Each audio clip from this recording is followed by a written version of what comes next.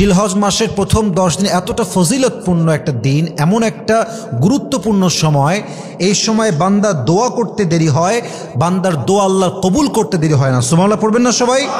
জিলহজ মাসের প্রথম 10 দিন আমরা কি কি আমল করব? এর কারণ হচ্ছে জিলহজ মাসের প্রথম 10 দিনের সিগনিফিকেন্স, ফজিলত অনেক বেশি বাড়িয়ে দিয়েছে একজন, তিনি কে? কোরআনে আসছে ওয়াল ফজর ওয়া লায়ালিন আশর, আল্লাহ তাআলা এখানে কসম করেছেন ফজরের এবং 10টি রজনীর। মুফাসসিরিন ইকরাম লিখেছেন এই 10 রজনীর দ্বারা উদ্দেশ্য হচ্ছে জিলহজ মাসের প্রথম 10 দিন, এবং হাদিসে আসছে এই 10 দিনের আমল আল্লাহ তাআলার কাছে সবচেয়ে প্রিয় আমল হিসেবে গ্রহণযোগ্য হয়। সুবহানাল্লাহ পড়েন আপনারা সবাই। আজকে আমরা অল্প সময়ে জিলহজ মাসের প্রথম 10 দিনের 7টা আমল নিয়ে কথা বলবো। বলেন সবাই, কয়টা আমল?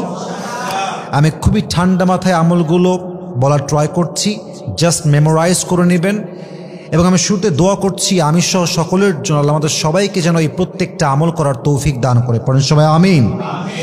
1 নম্বর আমল হচ্ছে জিলহজ মাসের প্রথম 10 দিন আমরা বেশি বেশি তাসবিহ পাঠ করব, তাহমিদ পাঠ করব, তাহলিল পাঠ করব, তাকবীর পাঠ করব। তাকবীর মানে হচ্ছে আল্লাহু আকবার, তসবিহ মানে হচ্ছে সুবহানাল্লাহ, তাহমিদ মানে হচ্ছে আলহামদুলিল্লাহ, তাহলিল মানে হচ্ছে লা ইলাহা ইল্লাল্লাহ। এই 4টা জিকির যদি বেশি বেশি করেন, কোরআন কি বলছে? আল্লাহ তাআলা বলেন আলা বিযিকরিল্লাহি তাতমাইন্নুল কুলুব, তুমি যদি তোমার মনের শান্তি পেতে চাও, মনের যে সুকুন, if you want to get the mental peace of your heart, যদি তুমি তোমার মনের প্রশান্তি খুঁজে পেতে চাও, মানসিক শান্তি খুঁজে পেতে চাও, তবে অবশ্যই রবের স্মরণ বেশি বেশি করো।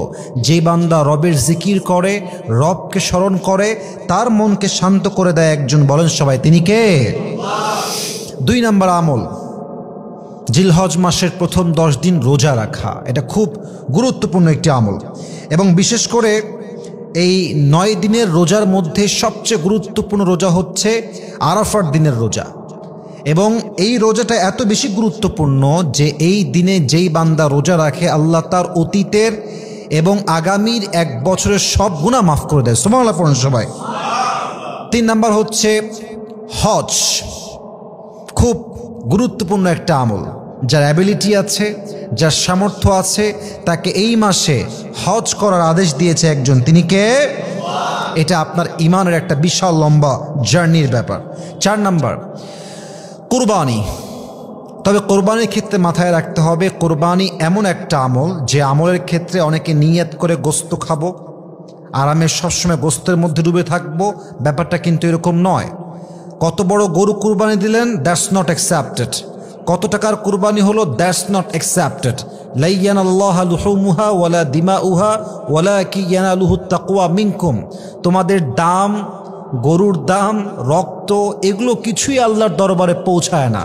আল্লাহর দরবারে পৌঁছায় শুধুমাত্র তোমাদের অন্তরের তাকওয়া এবং আল্লাহর ভয়। ঠিক কিনা বলেন?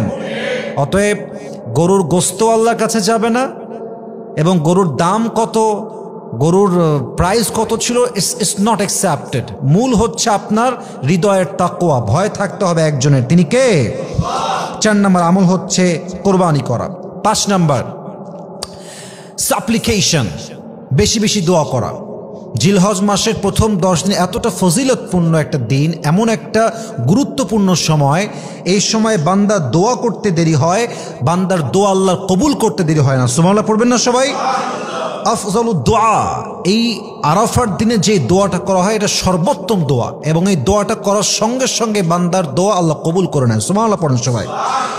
6 নম্বর নফল ইবাদত। যত পারা যায় ইশরাক পড়েন, যত পারা যায় তাহাজ্জুদ পড়েন। এই 10 দিন যত নফল নামাজ পড়বেন আপনার জীবনে বরকত দিবে একজন। বলেন সবাই, তিনি কে? এবং হাদিসে আসছে, এটা খুবই সুন্দর একটা হাদিস, জিলহজ মাসের প্রথম 10 দিন যেই বান্দা নফল ইবাদত করে সময় কাটায়, আল্লাহ তার জীবনটাকে রহমত দ্বারা ভরপুর করে দেয়। সুবহানাল্লাহ পড়েন সবাই। অতএব 6 নম্বর আমল হচ্ছে আমরা বেশি বেশি নফল ইবাদত করব, নামাজ পড়ব। 7 নম্বর, and that is the last one, final one, অবশ্যই জিলহজ মাসের প্রথম 10 দিন আমরা সবাই বেশি বেশি কোরআন তেলাওয়াত করব।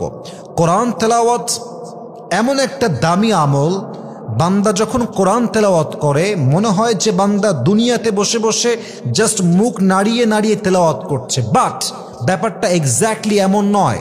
বান্দা যখন তেলাওয়াত করে বান্দা সরাসরি আল্লাহর সঙ্গে কথা বলতে শুরু করে দেয়। সুবহানাল্লাহ পড়ার সময়।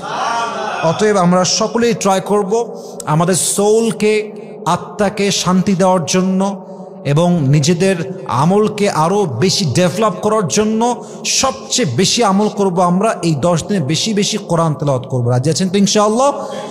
আমি যেই 7টা আমল বলেছি আল্লাহ তাআলা আমাদের সবাইকে এই 7টা আমল অনুযায়ী পরিপূর্ণরূপে অ্যাপ্লাই করার তৌফিক দান করুক। পড়েন সবাই আমিন।